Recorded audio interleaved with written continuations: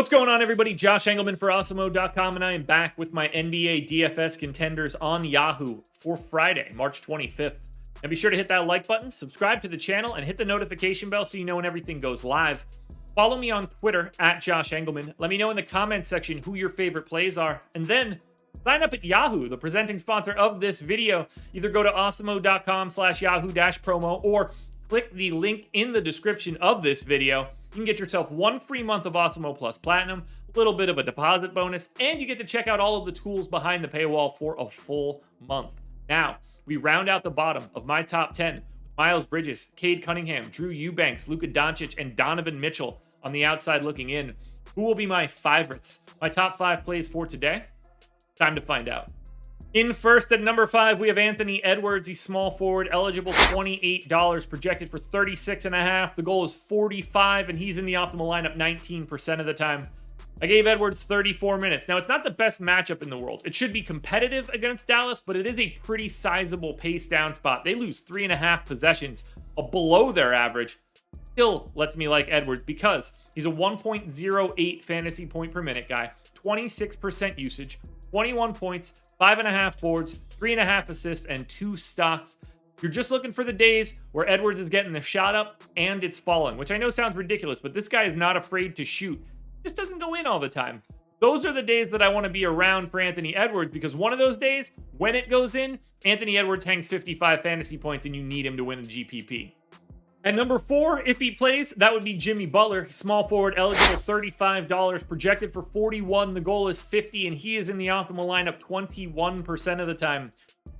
I don't know if he's going to play or not, and there's 5 other dudes that are questionable for Miami, so this is a little bit in flux. But if he does play, 35 minutes, 1.17 fantasy points per minute here. It is a pace down spot against New York, but you expect him to come out with a little bit of a chip on his shoulder after the histrionics in the last game.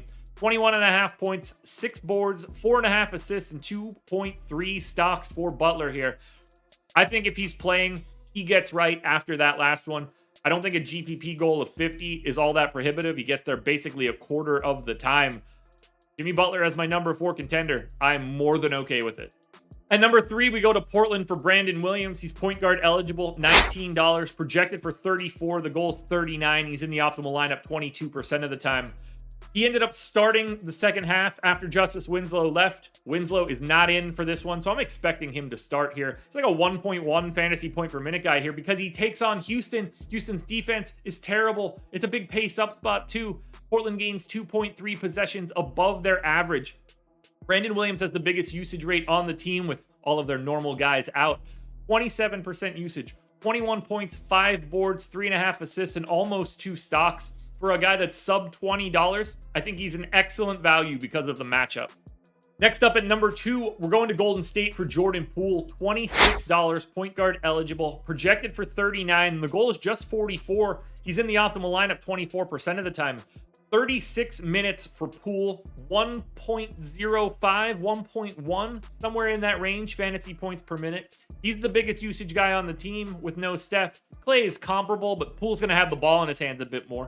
26 points, 5 assists, 4 rebounds, and a steal. It's pace neutral against Atlanta, but it's a 2.5 point spread. This one should be competitive the whole way. I've got Poole in for 36 minutes, and it wouldn't be crazy to see him play 38. So take advantage of this Poole price with no Steph here. A 44-point GPP goal does not seem like much of a stretch for someone that has a 29% usage rate.